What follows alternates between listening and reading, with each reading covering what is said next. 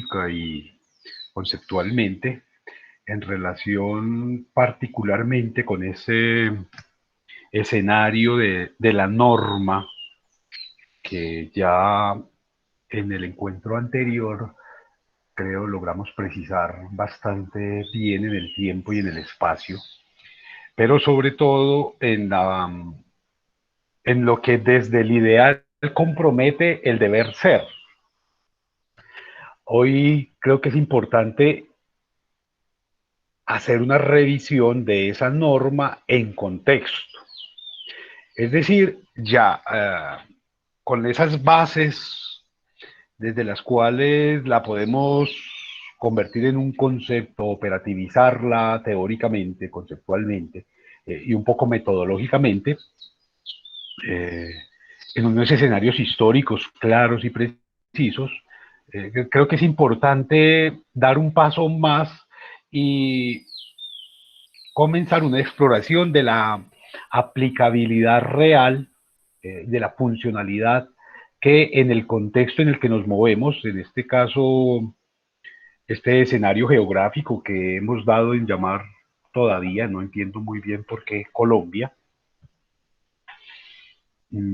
cómo funciona eso de la norma, qué está pasando, cuál es el escenario desde el cual se mueve esa norma, esa disposición de orden imperativo, hipotético, en este escenario. Entonces, lo primero habría que proponer por lo menos dos escenarios distintos, uno histórico que nos permita hacer un mapa de las condiciones de existencia de la norma y un segundo escenario que tiene que ver con la aceptación o no de la norma con la cual se supone que se están construyendo ordenamientos jurídicos en este mismo escenario.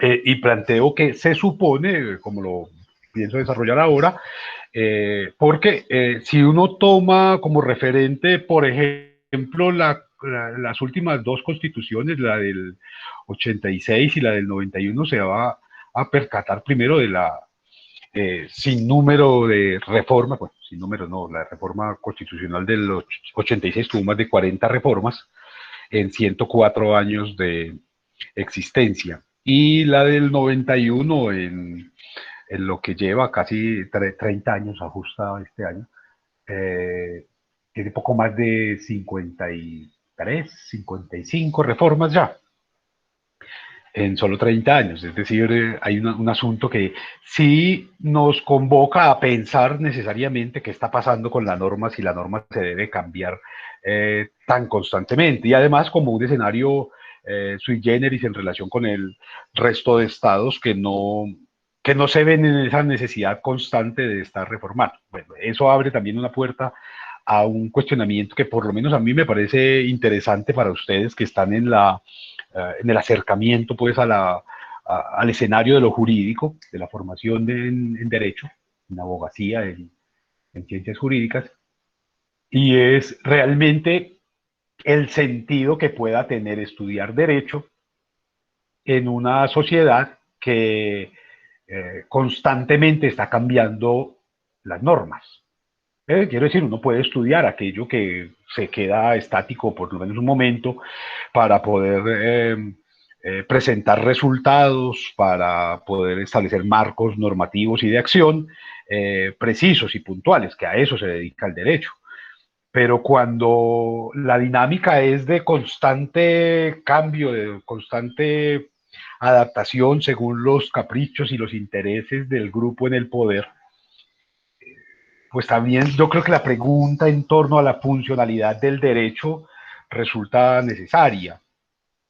No soy yo pues el que va a abanderar esa causa en este espacio, pero sí creo que es importante que cada uno de ustedes se lo plantee. Realmente cuál es el sentido de estudiar eh, con unos esquemas cerrados el derecho que se está renovando todos los días, no a la luz de los nuevos desafíos, sino al capricho de los intereses de quienes se dan sus estrategias para modificar, para transformar la Carta Constitucional, la norma de normas, y digamos que como el escenario extremo, pero a partir de esa Carta Constitucional, todos los otros marcos normativos. Entonces, habría que entender primero que nada que somos el resultado de un pueblo,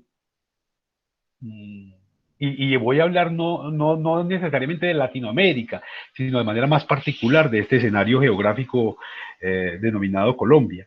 Un pueblo mestizo.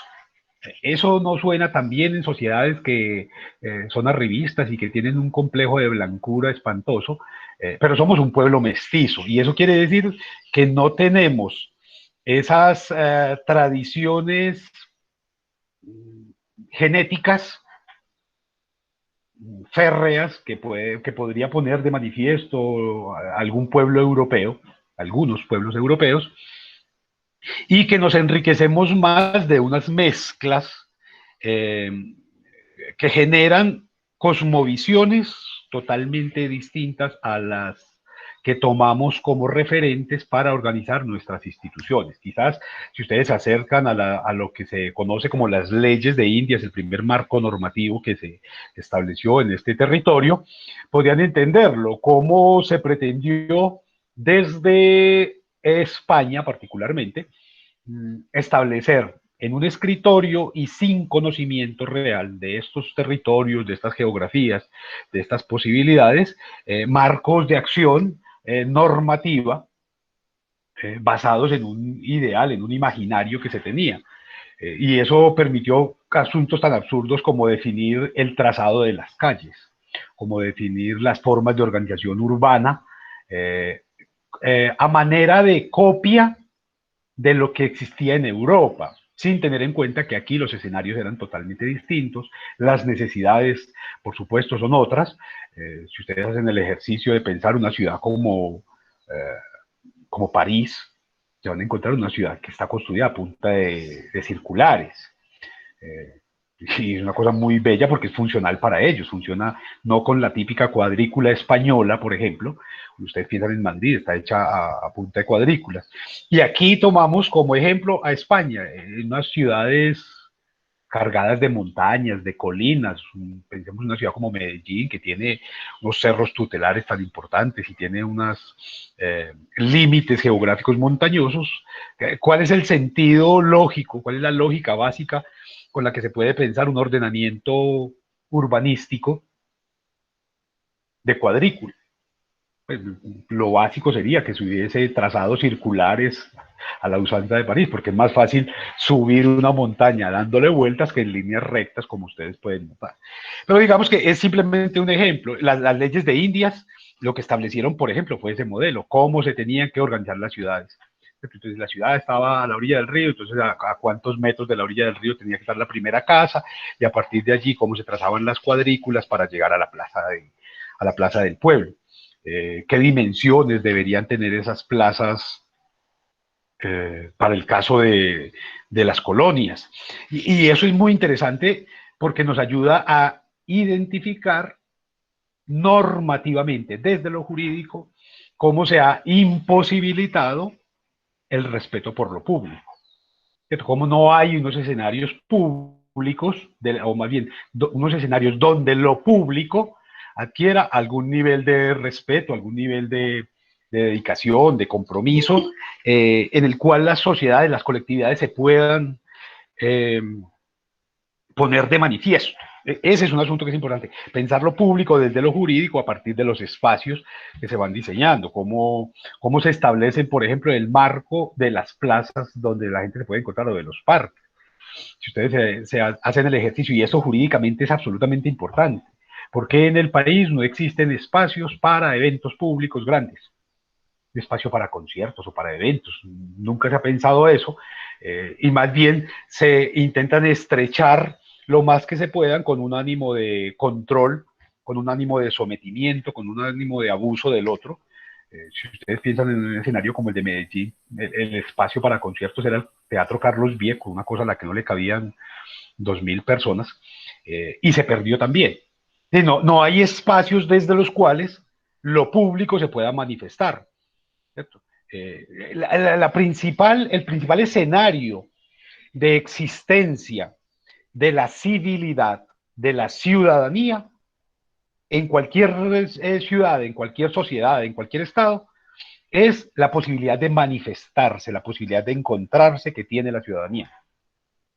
Cuando usted se encuentra con una sociedad en la que la protesta, por ejemplo, está prohibida o está restringida a un carril de la calle, en la que no es posible identificar fórmulas para manifestar la voluntad de la ciudadanía, muchas veces en contra de las manifestaciones del statu quo, que pueden ser arbitrarias, como ha sucedido, por ejemplo, en las dictaduras,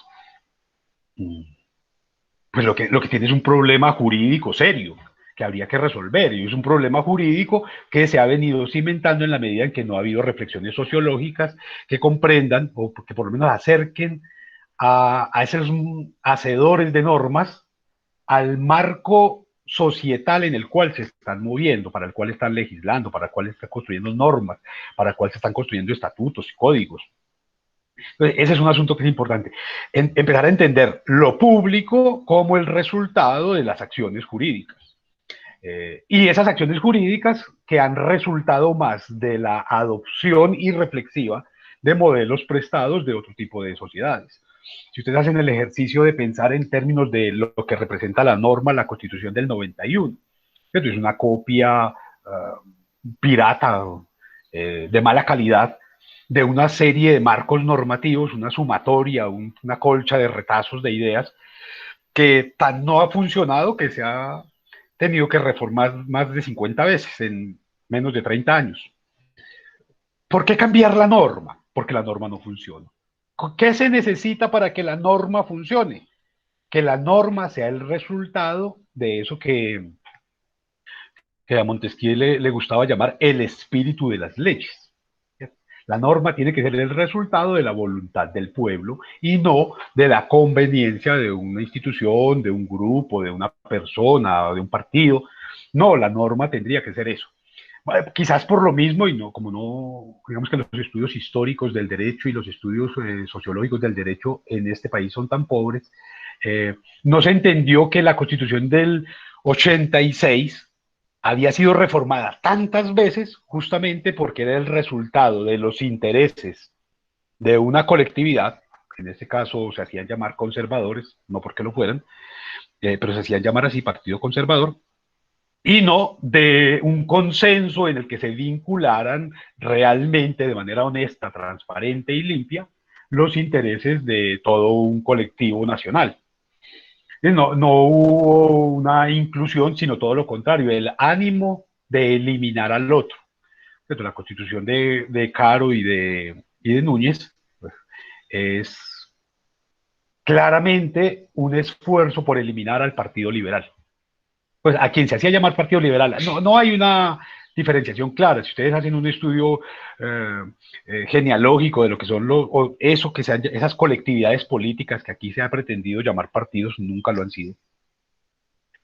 Si ustedes se dan cuenta, tienen exactamente el mismo programa, siempre han tenido las mismas ideas, las mismas intenciones, las mismas lógicas, las mismas estrategias, y esto es muy fácil de probarlo en un escenario como el del Frente Nacional en el periodo posterior a Rojas Pinilla, los 4 gobiernos que siguieron, que fueron de alternancia. Esto en una sociedad democrática, moderna, eso sería impensable, eso no podría funcionar así.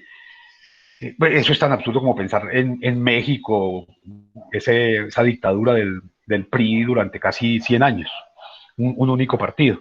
Hay una figura que a mí me parece muy bella para pensar esto y es que se supone que la democracia es como una competencia de caballos, ¿cierto? En la que todos tienen que dar su mayor esfuerzo para tratar de alcanzar un ideal común, un lugar de llegada eh, digamos, previamente establecido para todos. Pero en el caso particular de Colombia siempre ha habido una competencia, en el caso de México había una competencia de un solo caballo. Y ya se sabía que iba a ganar él. En el caso de Colombia compiten 2 caballos, pero los 2 caballos son del mismo dueño.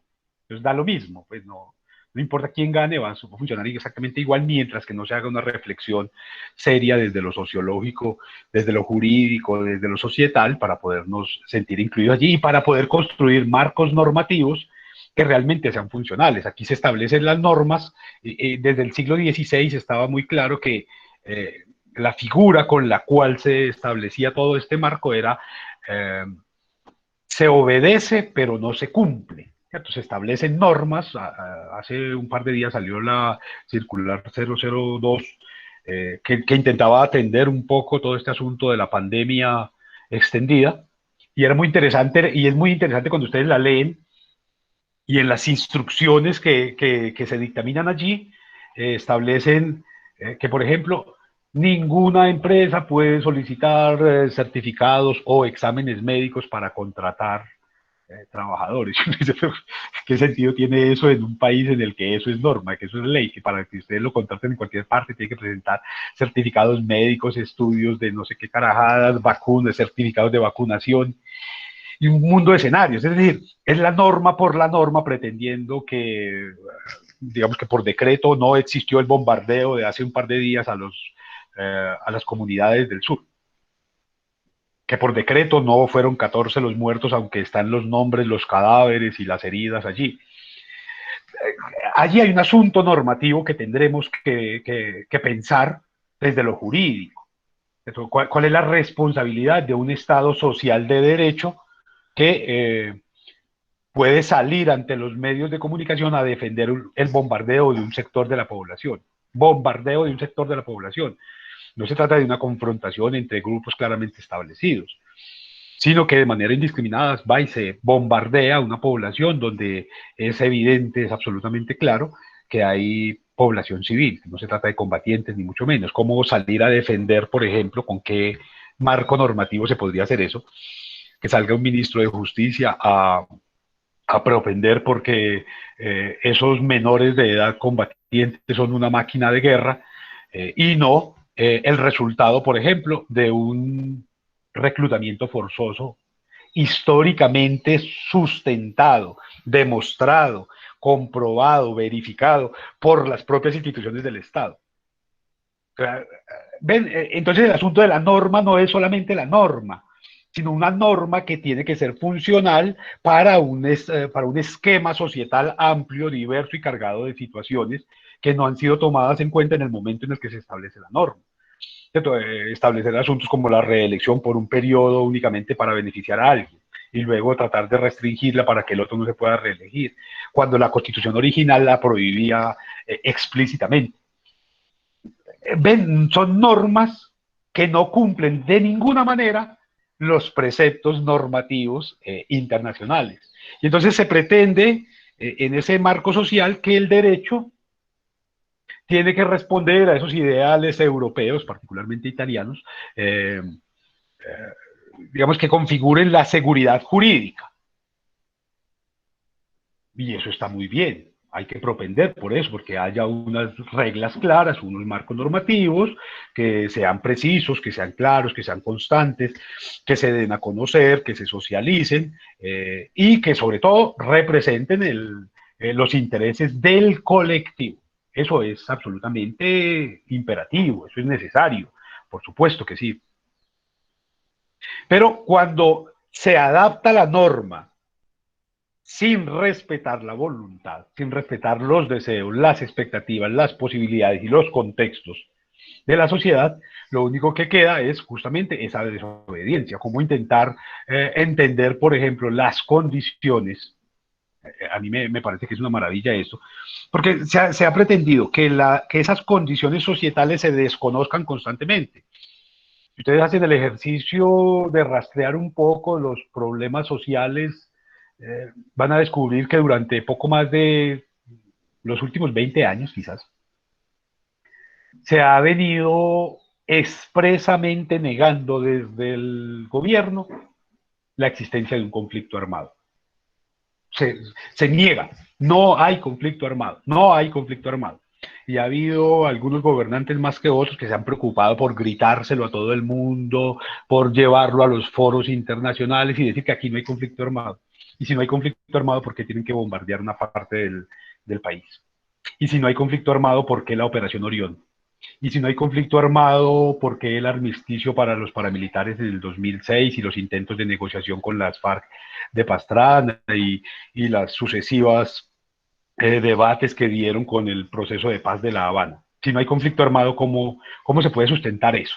Y entonces allí habría que entender una doble moral que es la que nos permite defender con tremendo orgullo frente a las comunidades internacionales eh, la existencia, la tenencia de una constitución de avanzada, de una constitución absolutamente proyectada hacia la civilidad, hacia la diversidad, hacia la inclusión, que es lo que se hace generalmente en cualquier escenario, va y se presenta la constitución como una constitución maravillosa, que realmente en el texto lo es.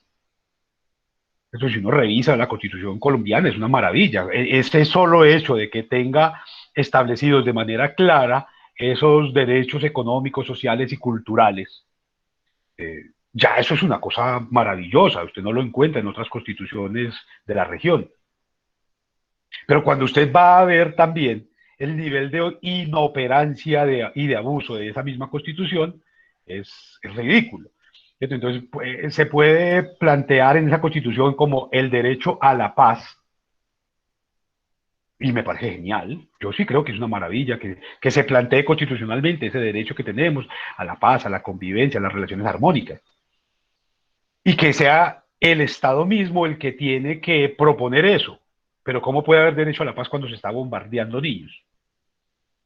¿Cómo puede haber derecho a la paz cuando, yo no sé, no sé si ustedes me podrían ayudar con un dato, yo no lo tengo, pero cuántos campamentos paramilitares se han bombardeado en Colombia?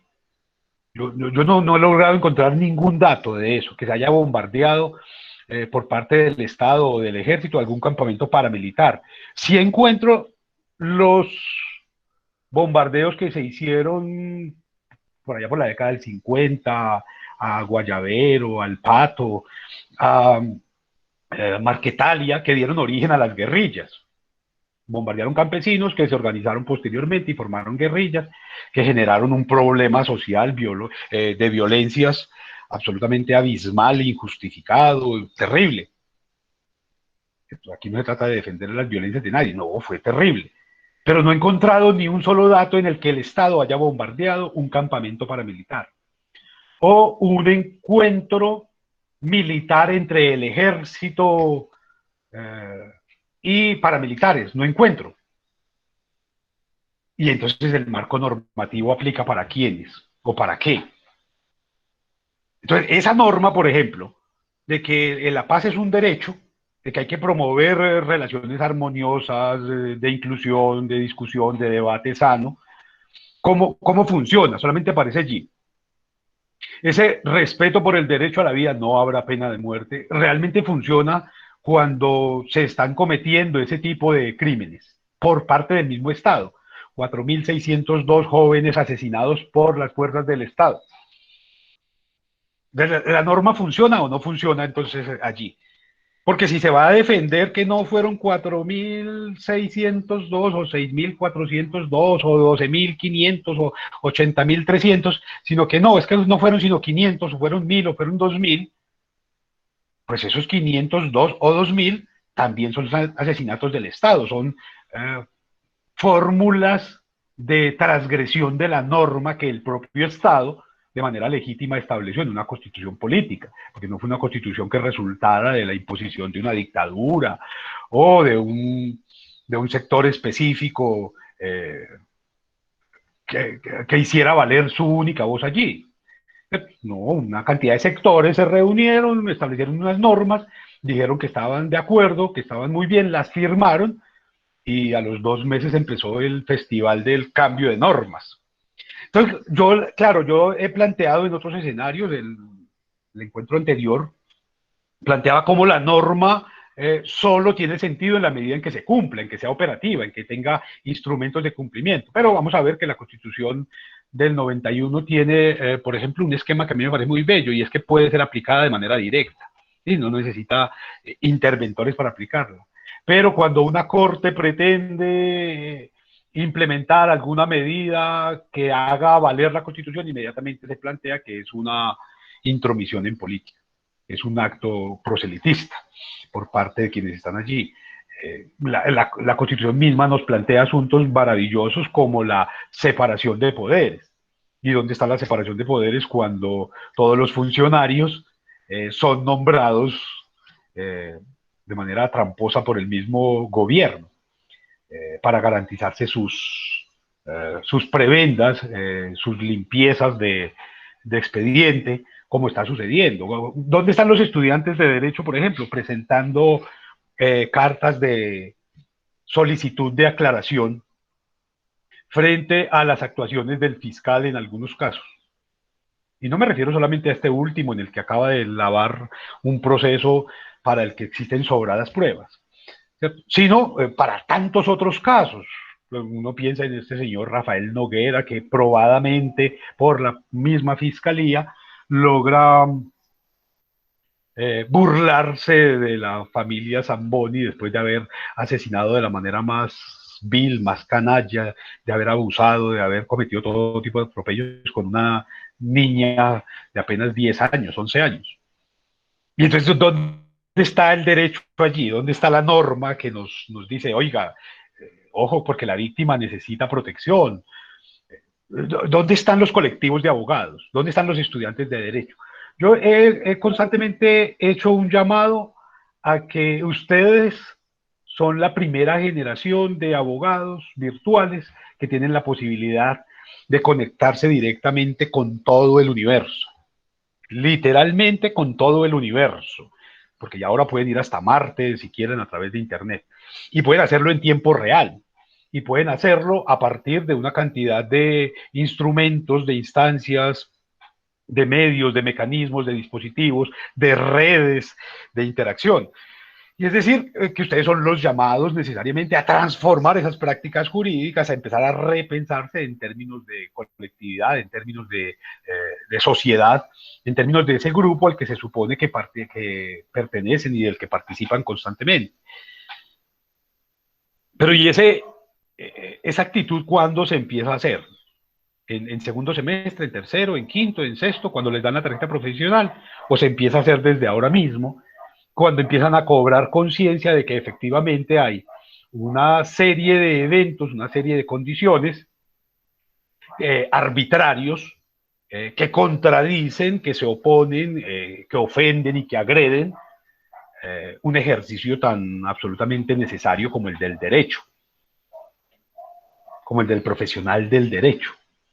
¿Cuándo se empieza a hacer eso? Hay quienes muestran cierto nivel de molestia, inclusive por este tipo de llamados de atención, eh, pero bueno, ¿será que no son necesarios? ¿Será que no es necesario decir, oiga, pensemos un poco que este es el país más desigual de América Latina, donde existe la brecha entre riqueza y pobreza más grande de América Latina, donde según el indicador Gini tenemos una concentración de la propiedad que está establecida en 0,08%, es decir, donde el 90% de la tierra le pertenece a 10 familias y el 10% de la tierra está distribuido entre el 90% de la población. Pero ¿qué sentido tiene eso?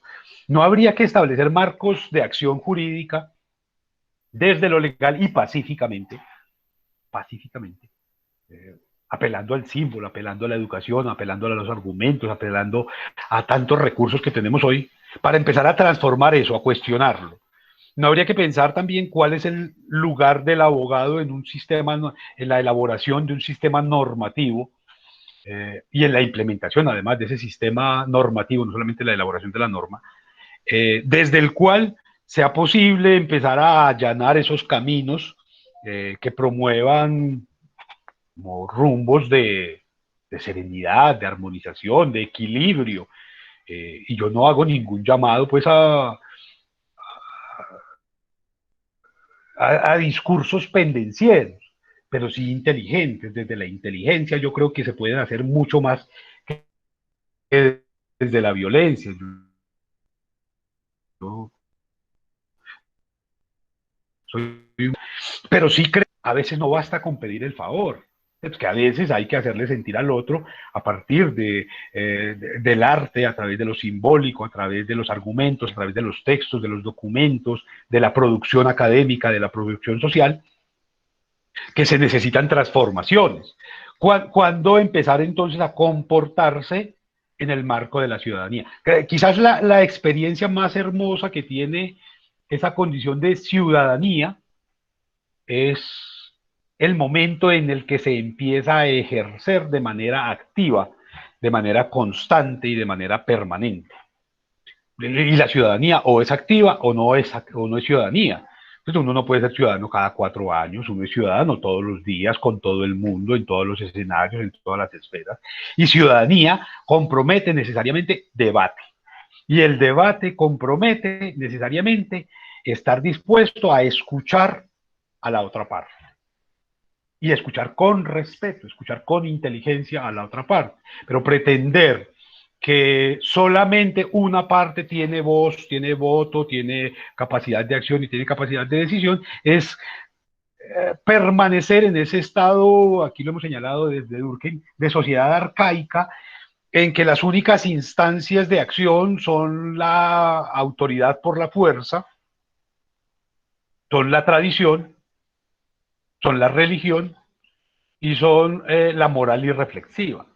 Cuando ustedes hacen un ejercicio de revisar esos 4 elementos que acabo de señalar, usted los encuentra todos en esta sociedad. Pero aquí las cosas se ganan por fuerza, por la fuerza, el que tenga más fuerza, el que tenga más ejército, el que tenga más fusiles, el que tenga más tanquetas, el que tenga más balas, el que tenga más helicópteros, el que tenga más aviones.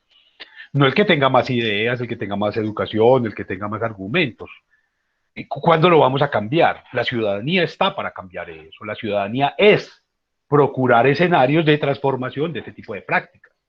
Entonces, para que la norma funcione, para que la norma sea operativa, esa norma tiene que nacer, es de la sociedad. Pero ¿y si la sociedad, apelando a esas economías del mercado, que también describe un sociólogo maravilloso que se llama Zygmunt Bauman en Vida de Consumo, si la sociedad está para ser conducida a través de la publicidad, entonces ¿por quién están votando? ¿Por quién están eligiendo? ¿Cómo están eligiendo? ¿Cuáles son los criterios? Y entonces ese criterio de la vedette, del modelo, del que medio rasga una guitarra o le pega una pelota, no es seguramente el necesario para gobernar a un pueblo, para gobernar una nación, y sobre todo una nación que está hecha de pueblos distintos, pueblos diferenciados, desde los cuales las necesidades son diferenciadas también, diversas. No podríamos seguir creyendo que la norma es la que va a arreglar al país, porque el país no se arregla con normas, está aprobado. El país se arregla con actitudes, con acciones y con pensamiento, con reflexiones serias, con reflexiones comprometidas realmente, con reflexiones argumentadas, con estudios que den cuenta de lo que nosotros somos. Pero si usted para implementar una norma tiene que pensar en cuáles son los valores estadísticos que arrojó frente a ese problema, frente a esa necesidad, la sociedad norteamericana o la sociedad suiza o la sociedad danesa o la sociedad inglesa, y va a tomar esos referentes para actuar en Colombia, pues va a tener un fracaso. Pues no es sino que miremos las ciudades, cómo están funcionando. A mí me sigue preocupando. Yo soy el constante cantaletoso en ese sentido. El que estemos pensando más en el futuro que en el presente. Eso que estamos pensando que tenemos que ser la ciudad del futuro, que Medellín a futuro será, que Bogotá a futuro será, que Barranquilla en el 2030 será, que Santa Marta en el 2050 será. Bueno, pero ¿qué son esas ciudades en 2021? ¿Cuáles son los problemas que tenemos hoy? ¿Y desde dónde los estamos abordando? ¿Cuáles son las poblaciones a las que tendremos que atender, a las que tenemos que responder, por las que tenemos que construir escenarios de comportamiento jurídico? ¿Cuál es el escenario de acción de digamos que la norma nos dice que la educación es universal, la educación primaria por lo menos es universal, pero uno sí se tiene que preocupar cuando piensa cuál es el nivel de educación que está recibiendo un campesino en Guarne, un campesino en Marinilla, un campesino en Abriaquí, un campesino en cualquier región del país, y un ciudadano de estrato 6 en una ciudad como Medellín, Barranquilla, Cartagena, Montería, Bogotá. ¿Será la misma educación? ¿Será que estamos abriendo oportunidades para la convivencia, para la igualdad de oportunidades? Al primero le va a tocar seguramente seguir siendo obrero toda la vida, seguir siendo operario toda la vida, seguir siendo desempleado, rebuscador, esa figura absurda y falta de contenido que llaman ahora emprendedor. Mientras que al segundo le va a corresponder ser el presidente de una gran compañía, el presidente de la nación, aunque no tenga méritos, aunque su único mérito sea haber estudiado en determinado colegio o haberse graduado de determinada universidad. ¿Y dónde quedó la participación y dónde quedan esos escenarios reflexivos desde los cuales se supone que la igualdad de oportunidades es el principio básico desde el cual se construye la ciudadanía, desde el cual se construye la equidad, desde el cual se va construyendo las fortalezas de un Estado? A mí la Constitución Política del 91 como norma me dice que el Estado tiene la obligación de cuidar los recursos naturales. No, no es gratuito. Esos DESC, me están hablando todo ese tiempo, desde económicos, sociales y culturales y medioambientales. Y ahora habría que ver entonces, bueno, ¿qué estamos haciendo para garantizar esos derechos ambientales? Ese territorio tan rico, tan promocionado, tan lleno de publicidad, de que somos el país con más páramos del mundo, pero también esa solicitud constante de una parte del gobierno por imponer el fracking que ha sido absolutamente negado en casi que el 99% de los países del mundo. ¿Quiénes aprueban el fracking? Los países que no lo practican en su propio terreno. Usted dice, ay, no, es que los países europeos que aprueban el fracking. Ah, sí, pero ¿por qué? Porque no es dentro de su territorio, porque el fracking se aprueba para aplicarlo en el territorio de los vecinos, de los otros, de los suramericanos o de los africanos. ¿Qué sentido tiene eso en una nación que se ufana de tener el segundo nivel de diversidad en flora y fauna del mundo, cuando lo que estamos es tumbando selva para sembrar coca? Estamos tumbando selva para sembrar caña para poder sacar biocombustible para exportar, no para usar aquí. Estamos contaminando los ríos a punta de mercurio con la minería, pero la Constitución establece la norma claramente. Que el Estado tiene la obligación de cuidar el medio ambiente, los recursos naturales, el territorio nacional. Entonces, esa norma no funciona, esa norma no tiene aplicabilidad, esa norma no tiene sentido real en tanto que no responda a las verdaderas necesidades. Entonces, ¿cómo poder establecer un equilibrio en los derechos económicos que nos permita, por ejemplo, explorar nuestras propias formas de riqueza? Cuando desde el gobierno 91, con la implementación del modelo neoliberal, claro, por supuesto, ustedes que conocen la Constitución tan bien o mejor como que yo, sabrán que la Constitución del 91 abre la posibilidad de implementar distintos modelos económicos. Y aquí se implementó el neoliberalismo y con eso se eliminó al campesinado. ¿Cómo eliminar a más del 60% de la población del país, a la que nos da la comida? Y la eliminamos para beneficiar a 4 gatos que son los dueños de los convenios con las multinacionales mineras. ¿Cómo respetar esa norma? ¿Cómo respetar que la única minería que es posible aquí es la minería de las multinacionales, porque la minería que ejerce el pequeño minero es ilegal?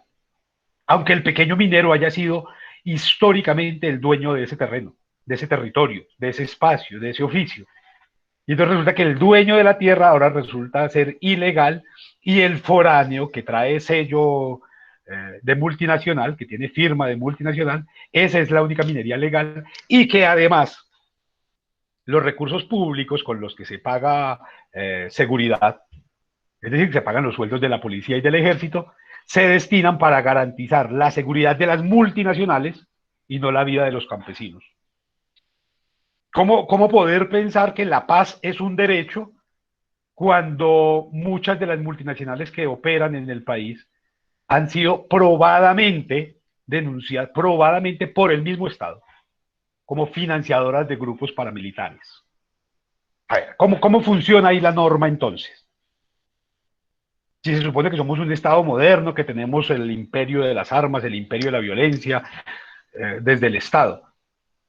Entonces, ¿cómo funcionan los paramilitares en ese marco? Esta misma semana ha habido desplazamientos en por lo menos 5 regiones del país, y no desplazamientos de 2 o 3 familias, sino desplazamientos masivos, eh, masacres en distintas regiones del país, pero la Constitución me sigue diciendo que la norma es que aquí no hay más que derechos de paz, derechos de armonía, derechos a la vida, derechos a la libertad de expresión, derechos de libre locomoción, pero nada de eso se puede. ¿Cómo hacerlo? ¿Cómo hacer cuando la norma empieza a constituirse como un instrumento de empoderamiento de una institución en contra de la propia ciudadanía? ¿O piensan ustedes lo que es el código de policía? Si no es un instrumento de abuso en contra de la ciudadanía.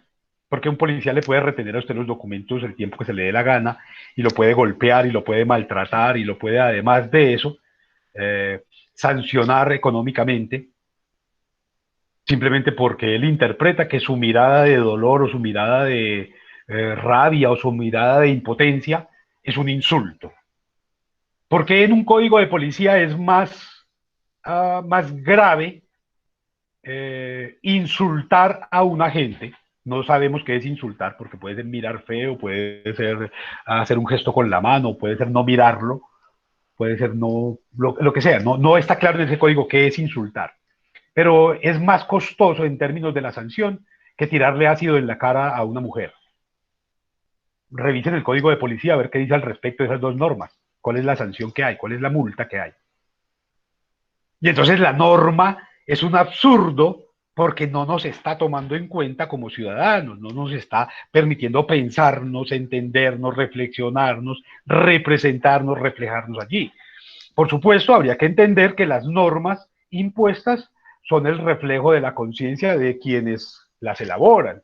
Y quienes elaboran las normas son generalmente elegidos para esos cargos por un periodo específico. Y entonces, si el gobernante o los gobernantes se comportan de manera impropia, de manera antiética, de manera brutal, de manera abusiva, ¿quién le sirve de referente al ciudadano como comportamiento? Se supone que, y no quiero apelar a la República Romana, a la República Platónica, que me parece supremamente cuestionable, la república que propone Platón con ese gobierno de los filósofos, no creo que esa sea adecuada, ni que sea práctica, ni que sea posible. No creo en esa república platónica, yo no la creo. Yo creo mucho en Platón, en muchas ideas, pero ese modelo político me parece absurdo.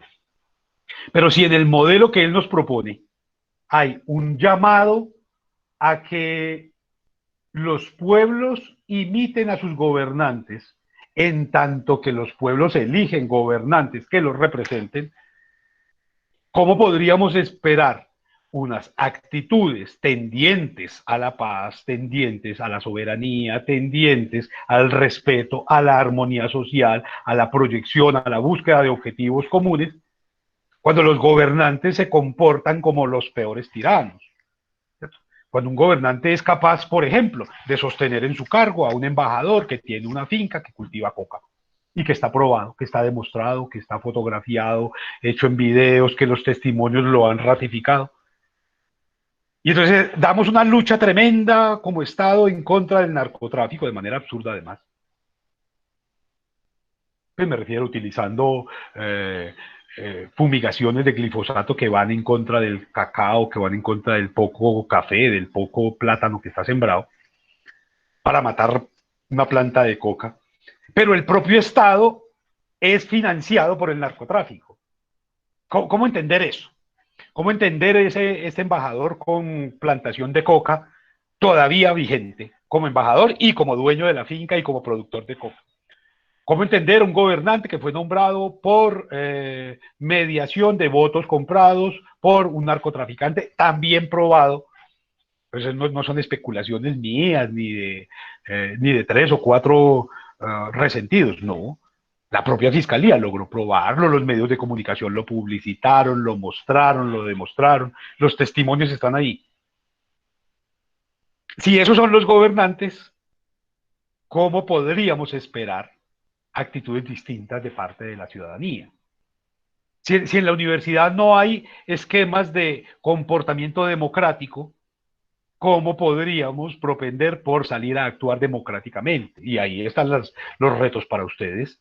Ahí están los tremendos desafíos societales desde los cuales ustedes tendrían que moverse. Claro, esto no es un asunto nuevo. Si ustedes hacen el ejercicio de pensar en la reforma agraria que tanto se ha cacareado y tanto se ha planteado en el discurso, jamás en la, bueno, solamente una vez en un escenario real, concreto, que fue el que le dio nacimiento al eje cafetero, pero no ha habido más reforma agraria y todos los días se está pidiendo. Y se pide mucho más con justicia en la medida en que cada vez más los 4 terratenientes del país se apropian cada día más de más hectáreas que no producen, que ni siquiera pagan impuestos. ¿Cómo pedirle al ciudadano de a pie que no se cuele en la fila, que no se salte el turno, si el propio gobernante está haciendo trampa para no pagar declaración de renta? El propio gobernante que además tiene todo, que además come, cobra sueldo, cobra escoltas, cobra carros, le pagan el celular, le pagan la gasolina, le pagan el mercado, los gastos de representación, tiene todos los privilegios y además se toma por la fuerza los presupuestos y se toma por la fuerza los cargos públicos y pretendemos castigar al otro. Entonces castigamos al señor que se roba una gallina, pero premiamos al que se robó todo el presupuesto de agroingreso seguro. Bueno, no solamente ese, al de la salud también, y al de la vivienda, y al de las vías, no hay sino que ver lo que hay en términos de vías, la inversión tremenda que se ha hecho en el papel, pero que nunca se representó en obras. Se justificaron en el papel la construcción de una malla vial hecha a punta de autopistas 4G, que no existe, pero la plata se desembolsó. ¿Cómo se sigue contratando, por ejemplo, a quien se le han caído los puentes y los edificios para que siga haciendo las mismas obras que siguen siendo de mala calidad? Entonces, ¿la norma dónde está? ¿Cuál es la función de la norma? Entonces, claro, en el escenario pasado planteábamos toda esa virtud maravillosa que tiene la norma como forma de organización social, como determinante de prácticas sociales, de comportamientos sociales, de modelos de desarrollo social, de caminos hacia el desarrollo de ideas progresistas.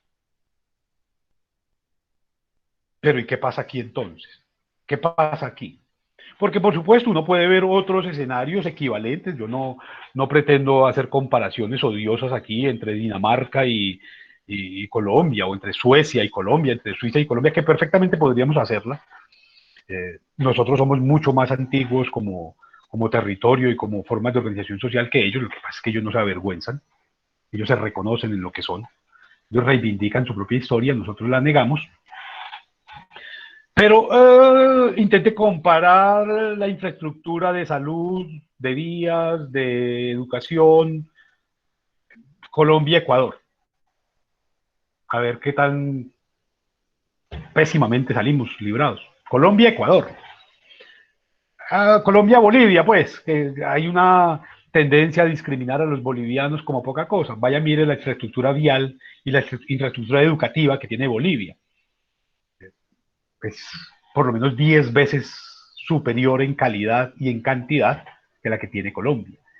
Vaya, mire, cuente peajes en Ecuador y cuente peajes en Colombia, y vaya, mire las carreteras, vaya, mire las vías que hay allá, mire, cuente hospitales, cuente universidades, pues. Y allí se va a dar cuenta del absurdo de pretender resolver un problema o los problemas a partir de la elaboración de normas, cuando esas normas no responden de verdad a los intereses, a las necesidades y a las posibilidades y a las expectativas de la propia sociedad. Entonces yo sí creo que en ese sentido los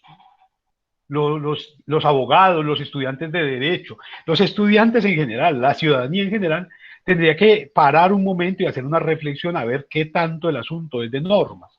Por supuesto, esto tiene que ver con esquemas de familia, con esquemas de elaboración social en los que empecemos por reconocer el nivel de atraso que tenemos. Yo no me voy a cansar nunca de reivindicar que somos una sociedad absolutamente arcaica que está atrasada con el resto del mundo, con el resto del mundo.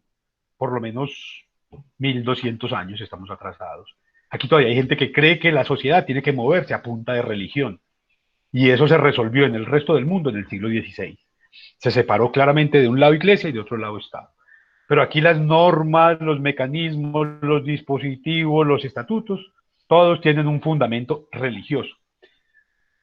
¿Que las cosas se tienen que resolver a punta de autoridad con fuerza? No, yo creo que las cosas se tienen que resolver como se resuelven las cosas después de la Revolución Francesa, a punta de discusión, a punta de construcciones argumentadas, de elaboraciones consensuadas en los que la inclusión es absolutamente necesaria. Que las creencias tienen que ser el móvil de los actos, yo creo que estamos en un momento en el que la razón es absolutamente determinante, que los argumentos, en que la ciencia, en el que los estudios tienen que tener un lugar de privilegio. Pero sí, a mí me sorprende, a mí me mandan los correos electrónicos, profe, le mando el trabajo gracias a Dios, y yo, pero ¿qué tiene que ver Dios con este trabajo? ¿O qué tiene que ver Dios conmigo o con esta materia? Y todo es Dios, Dios, y yo, pero paren, no están en la universidad. ¿Cómo puede un abogado anteponer sus creencias dogmáticas? Y yo creo que hay algunos dogmas que de verdad habría que revisarlos, habría que eliminarlos. Yo no creo en el dogma, yo creo que la doxa es la vía. Pero ¿cómo puede anteponer sus dogmas al ejercicio profesional?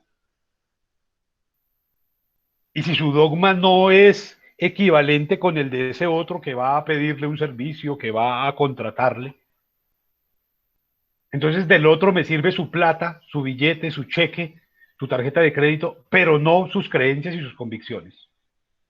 Acepto del otro la plata, pero no acepto que es diferente.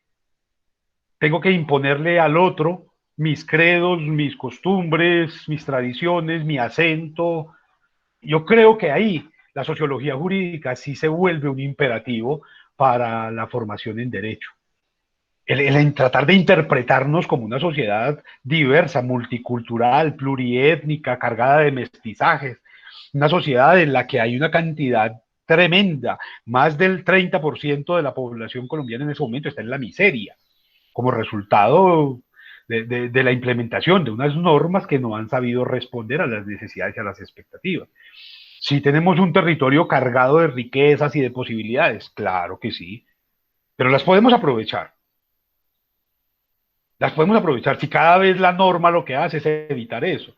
Antes por lo menos los campesinos podían preparar en su casa determinados productos y salir a buscar el sustento con eso. Hoy la norma se los prohíbe. Hoy es imposible matar una gallina en la casa, hacer un queso, hacer un kumis, un yogur, un jugo y venderlo, si no se cuenta con el aplauso, la felicitación y la medallita del ministerio o de la secretaría o de la institución X, y entonces llega la policía y se le lleva los quesos al campesino, se le lleva las frutas, se los lleva el jugo, le golpea, se le lleva la carretilla en la que vende aguacates, y eso tiene que ver con nosotros. O sea, ¿qué es lo que pretendemos? Allí la sociología jurídica tiene todo para darles a ustedes. Yo sí los desafío a ustedes a que se piensen, a que asuman que están vivos, que son jóvenes, que tienen capacidad propositiva, que tienen capacidad de análisis, que tienen fuerza para reaccionar con inteligencia, con capacidad, con imaginación, con creatividad, que tienen discursos. Yo creo que el desafío que nos hace hoy, no solamente la sociología jurídica, sino también la historia, la antropología, el derecho mismo en general, es a adaptar el mundo a estas nuevas condiciones en las que estamos, a estas nuevas determinantes que nos han permitido la tecnología, que nos ha permitido un poco la reflexión respecto de lo humano, respecto de esas tecnologías 4G que se supone que son tan importantes. Por lo menos aquí se supone que es importante la tecnología 4G y la promocionan en los planes de telefonía y en los planes de televisión, y sin embargo la gente sigue cocinando con leña, y sin embargo el 53% de la población todavía no tiene acceso constante a luz eléctrica, agua potable y alcantarillado. Más del 80% del país no, más del 80% del país no tiene alcantarillado, y estamos hablando de tecnologías 4G. Tenemos el internet más caro de América Latina, más caro y más inestable además. Y seguimos hablando de tecnologías 4G. Todavía ustedes siguen tomando nota en cuaderno con lápiz, con bolígrafo. Y estamos hablando de tecnologías 4G y 5G. Y entonces tenemos unos discursos que nada tienen que ver con las prácticas. La gente en escenarios como Antioquia, como Cundinamarca, como un poco los Santanderes, un poco Atlántico, Bolívar, el Valle, se pretenden ciudadanos de primera categoría, de avanzada, vinculados con las grandes tecnologías, pero siguen comiendo arepa, siguen comiendo mazamorra, siguen pidiendo sancocho. Es decir, hay una incompatibilidad entre el discurso y la práctica. Nos reivindicamos, nos reconocemos en unas tradiciones ancestrales maravillosas, totalmente respetables, por la comida indígena, pero despreciamos al indígena. Y entonces uno lo ve en los nombres, en la comida, en los consumos, en los colores, en las formas, en la estatura de los ciudadanos, en el color de los ciudadanos. Somos mestizos, somos negros, somos mulatos, somos zambos, somos raizales. Pero cuando vamos a mirar en la cédula, que nos pongan blanco, por favor. Y uno dice, pero aquí hay un problema serio entonces. Porque si usted está diciendo una cosa, pero está viviendo otra, pues esto no va a cambiar nunca. Entonces usted se reclama como estudiante de derecho, pero le da una pereza leer, le da una jartera pensar en la gente, le resulta supremamente molesto tratar de entender que hace parte de un esquema diferenciado societalmente. Entonces seguimos creyendo que estamos en Harvard, que estamos viendo una película ya, Melrose Place, Beverly Hills, cuando estamos viviendo, es en Sabaneta, estamos viviendo en Girardota, en Bello, donde hay bandas paramilitares en todas las esquinas, donde le cobran vacuna a cualquiera que salga a vender, que salga a comprar o a trabajar, donde hay toque de queda planteado no por el Estado, sino por los grupos al margen de la ley, donde hay bandas delincuenciales, donde hay fronteras invisibles, donde los niveles de contaminación son tan altos que han obligado a que la ciudad tenga que parar por días, donde las vías parecen ratoneras porque no caben dos vehículos, donde las vías están supremamente despavimentadas y nadie asume eso, donde estamos llenos de mendigos, de pobres, de miserables, de gente que no tiene acceso a lo básico para... y creemos que estamos en Suiza.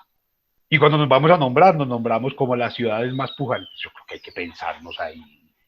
Ahí hay que hacer un alto, porque si no hacemos ese alto, vamos a seguir repitiendo este modelo cada vez de manera más grave, porque cada vez más las sociedades van a tener la presión interna que los lleva a generar el resultado de las normas, ¿cierto? Que son manifestaciones, protestas. Ahí es donde está la ciudadanía. Una ciudadanía que no protesta, y ustedes podrán creer que es bobada mía, pero vaya, mire, a través de Internet pueden hacerlo quienes no tengan la posibilidad de viajar allá ocasionalmente al menos. El nivel de protesta que hay en ciudades como Berlín, que hay en ciudades como Londres, que hay en ciudades como Nueva York, que hay en ciudades de primer mundo. Mire cómo protesta la gente allá. Y allá la gente protesta y nadie se está quejando, ay, porque ensuciaron una ventana, ensuciaron una estatua. La gente sale a protestar porque ese es su derecho como ciudadanía. Eso no es un asunto del tercer mundo. Vaya, mire cómo están protestando en Dinamarca, cómo salen a protestar en el primer mundo, en las ciudades más industrializadas, con mejor nivel de vida. La gente sale a protestar porque protestar es una de las formas de manifestación de la ciudadanía. Y allá que por lo menos tienen vías para protestar. Usted se va para Alemania, las vías de allá no son como la oriental, son 6, 8 veces la oriental para que no haya trancones, para que no haya... Y la gente sale y se toma todas esas vías y hace lo que tenga que hacer. Miren lo que acaba de pasar con Donald Trump, las formas de manifestación en contra del abuso policial. Eso no fueron con carita feliz, fueron, quemaron, destrozaron, hicieron como una forma de manifestación ciudadana particular de ellos. Nosotros tenemos otras, pero queremos comportarnos como si estuviéramos a toda hora en una iglesia. Por favor, salgan a protestar, pero en silencio, en fila, no ensucien, no griten, no digan, no interrumpan. ¿Qué ridiculez es esa? Las formas de manifestación tienen que ser Tienen que ponerse de presente, por supuesto. Yo creo que de manera pacífica, sí, pero tiene que haber. Pero intentar reglamentar la protesta, por ejemplo, va a resolver los problemas de asesinato de niñas, de abuso contra las mujeres. Reglamentar las protestas nos va a ayudar a resolver los problemas de toma de pueblos por parte de los paramilitares. Reglamentar las protestas nos va a ayudar a eliminar esa actitud aberrante del ejército de ir a matar campesinos cada vez que quiere, o de los policías de ir a golpear ciudadanos cada vez que se les da la gana, y en cualquier escenario y porque sí, y sin derecho a nada, porque ni siquiera se identifican, porque se tapan los números de identificación y nadie les dice nada. Creo que la norma allí sí tiene que ser reflexionada realmente, más allá de la teoría, y por eso pretendí en un primer escenario plantear la teoría, qué dice la teoría, cómo ha evolucionado eso, para en un segundo momento sí poder hacer reflexiones en contexto real ya. Porque hay gente que cree que esto es reaccionismo, no, esto no es reaccionismo, esto simplemente es academia. La academia tiene la obligación ética de poner en contacto a los estudiantes con la realidad que no quieren ver porque la pantalla no los deja, porque el televisor los distrae, porque la lectura del documento con el que evitan leerse un libro se los impide.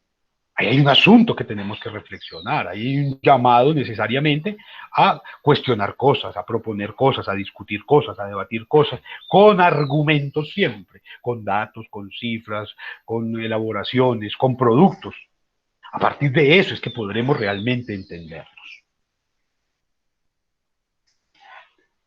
Bien, yo voy a guardar silencio, voy a escuchar sus preguntas, sus dudas, sus comentarios, sus sugerencias, para poder darle continuidad pues, a estos escenarios en los que nos estamos adentrando en la reflexión sobre lo sociológicamente jurídico aplicable, vivible y deseable en un marco societal como Colombia. Tienen la posibilidad, por favor, de abrir sus micrófonos y presentar sus experiencias mentales. Profe, buenos días. Buenos días. Nuevamente. Profe, yo no sé, le hago una pregunta. Lo que pasa es, cuando usted habla de lo de la protesta, yo estoy de acuerdo con lo de las manifestaciones, sí, que la gente debe salir a protestar y todo, no como santos. Pero de todas maneras, cuando la gente sale y protesta, no todos los ciudadanos estamos de acuerdo con lo que los otros piensan. Hay que respetar los pensamientos y las ideas, pero entonces con estas protestas también limitan mucho, digamos, a las personas, al comercio, a otras personas. Entonces, ¿por qué tenemos que aguantarnos a esas personas? Y entonces, ¿qué hacemos? ¿Las desaparecemos del mapa? ¿Las No, por eso, callamos? ¿Las por, convencemos de que no tienen que protestar? por eso, profe, yo le hago una pregunta a usted. Usted tiene una casa en la Oriental, es su único patrimonio. Le costó toda la vida conseguirse patrimonio. Y llega un encapuchado y le quiebra los vidrios, le pintan sus paredes. El encapuchado ni el Estado va a ir a pintarle sus paredes. Es su patrimonio el que está afectando ese encapuchado o la persona que está protestando. ¿Cierto? Entonces, a mí como dueño de ese patrimonio que me ha costado, me toca aguantarme eso porque el otro tiene unos pensamientos que los puede manifestar, pero que no los debe manifestar de esa forma, creo yo. No estoy diciendo que tengan que salir como santos, sino que sí, salgan, protesten, griten, actúen contra la fuerza pública si quieren, pero no limiten los derechos de las demás personas. Hay gente, por ejemplo, profe, sencillo, le pongo un ejemplo, un taxista está trabajando, una marcha por la Oriental se va hasta la Alpujarra. Ese taxista no puede trabajar ese día porque hay una marcha. Entonces, ¿cuántas familias? O sea, el individuo está protestando, está pidiendo sus derechos, que está en su razón. Él piensa de esa forma, quiere sacar su pensamiento, su razón, pero el otro también la tiene. Entonces yo digo que ahí hay un contraste de desigualdad, porque todo, o sea, los que protestan quieren que los escuchen, pero el que no está protestando y el que no piensa de esa misma forma quiere trabajar, quiere hacer sus cosas y que le respeten su patrimonio. Y no hay que desaparecerlo, ni matarlo, ni nada, pero si esa, falta como una conciencia de parte y parte, porque o sea, el encapuchado sí puede dañar, Pero el otro, el ciudadano normal, el común, el que no quiere protestar, el que no tiene esas ideas, ¿qué? ¿Dónde queda?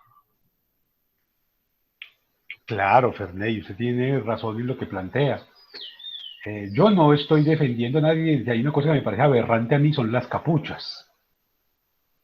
Me parece que son despreciables. Las capuchas en cualquier tamaño y en cualquier material y de cualquier color. Eso incluye el tapabocas. Eso incluye el casco que utiliza el policía para esconderse. Y eso incluye, por supuesto, a ese encapuchado que detrás de la capucha sale a tirar piedras o a pintar murales o a romper cosas. Todas las capuchas me parecen espantosas. Pero creo que como abogado, como estudiante de derecho, como profesor, pero como ciudadano también, tengo la obligación de pensar, venga, ¿y por qué la gente se tiene que encapuchar? ¿Qué pasa en un estado que está llevando a que quien tiene que decir o quien tiene que proponer o sugerir o gritar tiene que taparse? Yo creo que ahí hay un primer asunto. ¿Por qué la gente tiene que encapuchar? Porque tiene que cuidar su salud. Porque la policía sale a tomar fotos y a coger videos para después salir a tomar represalias, como está probado. Lo sucedió en el Palacio de Justicia y como el ejemplo más grande, pero sucede en todas las marchas. Usted sale y ve que la policía está tomando fotos y está tomando videos, y a los días aparecen golpeados, maltratados, quienes fueron retratados y fueron capturados en el video. Digamos que ese es un primer asunto. Ahora bien, yo creo también firmemente en que las propuestas tienen que ser a punta de inteligencia, más que a punta de piedras. Yo creo que una sociedad que se defiende a piedras, lo que está intentando es devolverle al Estado la manera en que el Estado se está convirtiendo. Si el Estado es de piedra, la sociedad se defiende con piedras. Si el Estado es de leyes, la sociedad se defiende con leyes. Si el Estado es de coherencia, la sociedad se defiende con coherencia. Yo no, digamos que yo no veo mucha gente quejándose porque ahora en 20 días vayan a tener que parar una semana porque los católicos dicen que hay que celebrar la Semana Santa. Yo no veo a nadie quejándose por eso. Es como que si hay un asunto ventajoso de que lo que me parece muy lindo, no lo critico, aunque haya diversidad de credos y de cultos. El Estado estableció una vaina rara, que las oficinas públicas de un Estado que se supone que es laico no funcionan ni el jueves ni el viernes de esa semana, como si todos los ciudadanos participaran de ese credo. Y eso es absurdo. Yo creo que sí los estados pueden establecer fechas de conmemoración y de celebración laicas, laicas. Y usted se encuentra en estados como el estadounidense, que es lo que celebran allá, el Día de Acción de Gracias, celebran el 4 de julio, que bueno, pues celebran, pero son cosas laicas. Pero cuando se le imponen que usted no puede ir a sacar un registro civil, un certificado, porque los trabajadores del Estado se suman al miércoles de ceniza, al jueves santo, al viernes santo, al día de... Pero ¿cómo así? Qué maravilla que se celebre el 11 de noviembre. Ah, sí, independencia de Cartagena, una fecha representativa en términos históricos, laicos. Genial. Yo no creo que las cosas se resuelvan dañándole la casa a nadie, pero creo que esa casa está en el marco societal de beneficios, de posibilidades, que tendría que llamarse también a participar de las actividades ciudadanas. No importa si me gustan o no me gustan. A mí puede que no me guste el presidente, pero no por eso voy a tirar al suelo la Constitución. Lo que intento es, a través de mis acciones todo el tiempo, comportarme con civilidad. Yo nunca haría un llamado a la violencia, pero sí hago un llamado siempre a la protesta, a la proposición de ideas, al desarrollo de propuestas, de trabajos, de productos. Yo no, yo encuentro absolutamente despreciable tanto que un muchacho encapuchado vaya a tirar pintura contra una casa o a romper una ventana, como que un policía vaya y le tire el mercado a un campesino en el bus, simplemente porque le cayó mal. O que un soldado vaya y coja a patadas a un muchacho simplemente porque tiene el pelo largo, porque tiene un piercing, porque tiene tatuajes. Para mí los dos actos son tan vandálicos y antes es peor el del funcionario del Estado, pero no veo que la gente se esté quejando contra eso. Yo sí veo que la policía cada vez es más abusiva, cada vez es más absurda. Veo que el ejército cada vez es más aberrante. Veo que los gobernantes cada vez están abusando mucho más. Pero no veo ciudadanos quejándose contra eso. Y creo que hace más daño el que se roba la plata de la salud que el que le daña la fachada de la casa a alguien. No creo que haya que dañarle la fachada de la casa a nadie. No creo en eso. No creo en eso. Yo no creo que haya que tirarle piedras a una ventana. No. Pero tampoco creo que haya que aguantarse que un funcionario público no trabaje, pero cobre. No trabaje, pero exija una cantidad de privilegios. Que un congresista que no trabaja durante 3 meses o durante un año ya, siga cobrando ese mundo de plata. Y entonces ese ciudadano que le duele tanto que le rayen la casa, no le duele que le estén robando el país, que le estén robando la nación, que le estén robando la paz, que le estén robando las oportunidades a sus hijos de educarse, de atenderse adecuadamente en la salud. No le duele que los congresistas estén cobrando ese mundo de plata por no trabajar. Yo creo que también hay que hacer ese tipo de equivalencias, porque sí, es que es muy inmediatista y es muy efectista, es la estrategia que utilizan los medios de comunicación, tomarle fotos al pandillero ese encapuchado rompiendo un vidrio, pero luego esos mismos medios de comunicación salen a aplaudir al miserable que se robó un mundo de plata y que está festejando los 15 años de su hija en una finca pagada por el Estado, o estamos pagándole el helicóptero o el avión presidencial para que vaya a llevarle el vestido que se le quedó desde Bogotá hasta Panaca a una señora que ni siquiera hace parte del gobierno. Entonces yo creo que sí hay que dimensionar realmente dónde están esas formas de acción ciudadana. Repito, yo no creo que nadie tenga por qué ir a pintarle la fachada al otro. No, yo no creo en eso. Pero tampoco nadie tendría por qué imponerle a usted un Simón Bolívar si usted no cree en Simón Bolívar. No tendrían por qué imponerle el nombre de Medellín si usted no cree en esto. No tendrían por qué imponerle una iglesia, el color de un edificio. Y entonces, si uno se va a esos extremos, va a terminar viviendo solo. Yo creo que uno tiene que aceptar también la diferencia, asumir la diferencia y llamar al otro al orden, pero desde el ejemplo propio. Usted no puede pretender beneficiarse de todo un Estado sin comprometerse con él. Eso creo que es un llamado que habría que hacer. Y repito, siempre en el marco de la civilidad. Yo creo que la ciudadanía tiene que ser activa todos los días, todos los días. Creo que cuando, y aquí tendremos ejemplos maravillosos para pensarlos en términos latinoamericanos, esas formas de asociación que, por ejemplo, países como Argentina o como Chile, a partir de sus terribles procesos de dictadura, que son terribles, pero que en ningún caso han arrojado la misma cantidad de muertos que Colombia. Una dictadura como la chilena, con todo y lo terrible que fue Pinochet, no tiene ni siquiera la 10ª parte de los muertos que pusieron entre el 98 y en el 2016. No tiene ni siquiera la 10ª parte. Pero vamos a ver, un ejemplo como Argentina o como Chile o como Uruguay, como Paraguay, como la misma Bolivia, Ecuador, Perú, nos han dado.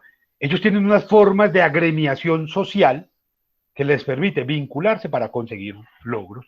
Un país como Perú ha sido capaz de derrocar a un presidente cuando el presidente no cumplió.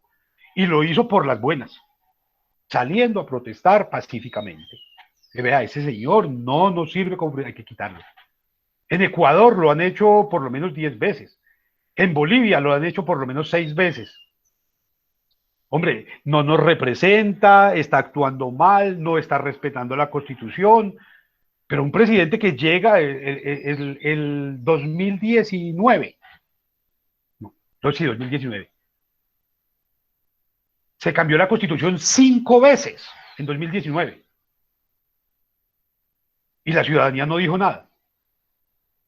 Los abogados no dijeron nada, los estudiantes de derecho no dijeron nada. 5 veces cambiaron la Constitución en el 2019. En el 2010 la cambiaron 10 veces. Y la gente lo único que dice es, pintaron una fachada, rompieron una ventana, ensuciaron el letrero de. Y no será más nocivo que cambien la Constitución No es más nocivo que se roben la plata de la salud. No es más nocivo que les quiten los privilegios a los trabajadores. No es más nocivo que no haya plata para pagarle a los médicos que nos han atendido durante un año en pandemia. Hay muchos hospitales de este país que en este momento los médicos llevan 10 meses sin recibir sueldo y están trabajando. Y eso no es más grave que una fachada pintada. Ese taxista que cuestiona que le cerraron la avenida Oriental no se está beneficiando de una cantidad de cosas que se han conseguido a punta de protesta. Por ejemplo, salarios justos. Por ejemplo, trabajar 8 horas, eh, descansar 8. Eso no se consiguió pidiendo favores, se consiguió a punta de protestas. Entonces yo creo que la ciudadanía sí tiene que ser activa, tiene que ser pacífica, tiene que ser propositiva, tiene que ser argumentada, tiene que ser respetuosa, pero tiene que ser activa. Tiene que hacerse escuchar, tiene que hacerse ver.